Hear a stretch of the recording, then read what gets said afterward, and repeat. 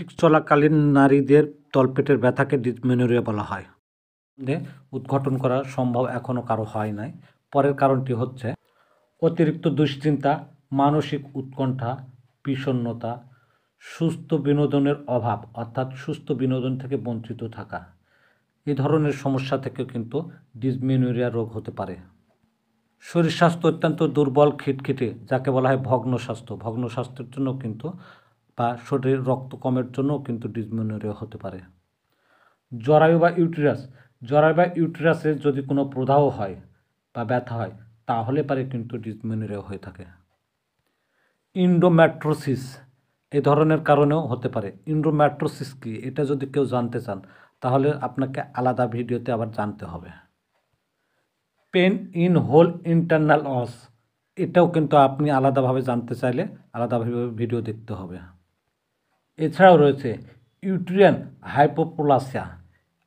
ইউটেরিয়ান hypoplasia কি, এটা সম্বন্ধেও যদি বলতে যাই তাহলে আলাদা ভিডিও ছাড়া আপনাদের সামান্য সময়ের মধ্যে বলা সম্ভব নয়। প্রোস্টাগ্ল্যান্ডিন যদি বেশি নির্গত হয় তাহলে পারে কিন্তু ডিসমেনোরিয়া হতে পারে। এখন প্রোস্টাগ্ল্যান্ডিন কি, এটি বলতে গেলে তো আপনাদের সাথে বেশি সময় নিয়ে নেব, তখন আপনারা বিরক্ত হবেন। পরের কোনো ভিডিওতে এটা নিয়ে না হয় আলোচনা করা হবে।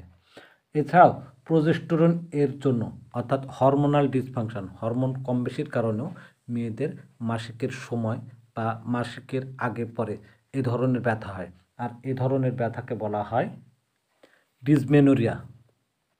এ ধরনের যদি কারো পিরিয়ডকালীন পেটে ব্যথা হয় তাহলে পরে প্রাথমিক অবস্থায় তারা শুধুমাত্র নাপা 500 mg ট্যাবলেট দিনে 3 বার খেতে পারেন। এর অতিরিক্ত আপনি যদি মনে করেন হাইসিন এনবিউটাল ব্রোমাইড বা আপনি টাইমেনিয়াম মিথাইল সালফেটযুক্ত ট্যাবলেট খাওয়ার আগে খেতে পারেন। তবে যে ওষুধই খান না কেন অবশ্যই আপনি চিকিৎসকের শরণাপন্ন হবেন এবং চিকিৎসকের পরামর্শ ছাড়া কোনো ওষুধই খাওয়া যাবে না।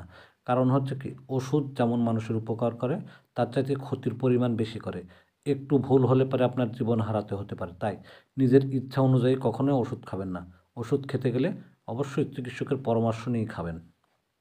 তো বন্ধুরা, আজকের মতো এখানেই শেষ করছি। পরবর্তী কোনো ভিডিওতে আবারও দেখা হবে আপনাদের সাথে। ততক্ষণ সবাই সুস্থ থাকুন, ভালো থাকুন। আর হ্যাঁ, যদি আমরা ফিজিক্যাল অ্যাডভাইজার চ্যানেলটি আপনাদের ভালো লাগে তাহলে লাইক, কমেন্ট করে শেয়ার করে দেবেন এবং পরবর্তী যে কোনো ভিডিও আপলোডের সাথে সাথে আপনাদের কাছে নোটিফিকেশন পৌঁছে যাবে। ততক্ষণ সবাই সুস্থ থাকুন, ভালো থাকুন, সুস্বাস্থ্য নিয়ে সুন্দর জীবনযাপন করুন। আল্লাহ হাফেজ।